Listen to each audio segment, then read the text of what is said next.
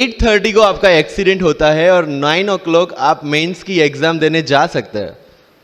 Interview से पहले 1 महीने तक आप हॉस्पिटलाइज्ड है और उससे 1 वीक पहले आप दिल्ली जाके उसकी प्रिपरेशन कर सकते हैं। तो luck has to come with you, उसको आना पड़ेगा और आपको आईपीएस बनाना पड़ेगा। कि मैं एग्जाम के लिए निकला, मेंस मेरा था, सुबह GS3 का पेपर था। 8:30 को मेरा स्कूटी स्लिप हो गया, मेरा लिगामेंट इंजरी हो गया, लेफ्ट हैंड में इंजरी था, सीट से ब्लीडिंग हो रहा था। लेकिन मेरे पास 2 ऑप्शन थे। मैं खड़ा हुआ, मैंने देखा okay my right hand is safe and I decided I will go to the exam hall and write the exam.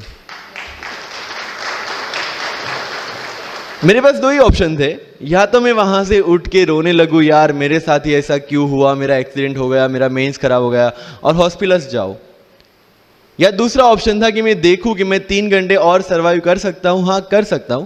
मैं मेंस के लिए एग्जाम हॉल में गया।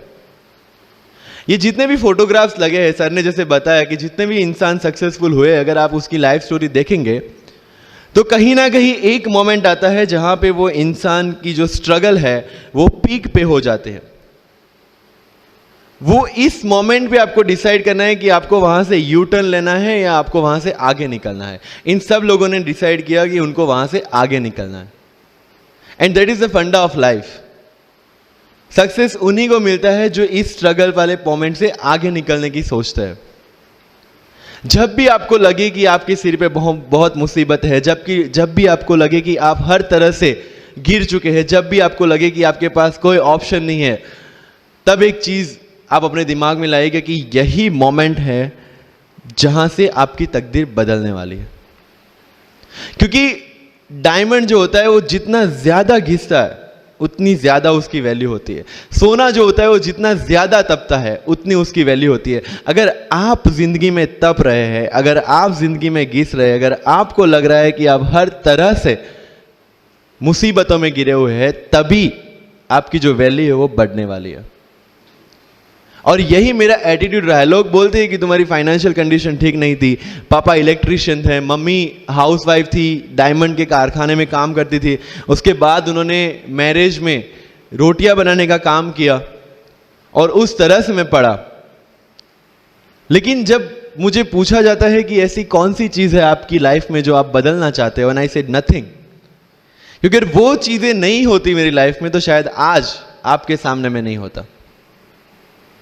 तो अगर लाइफ में प्रॉब्लम्स है, अगर लाइफ में स्ट्रगल है, जैसे सर ने बोला है struggle is a part of life and I strongly believe in that.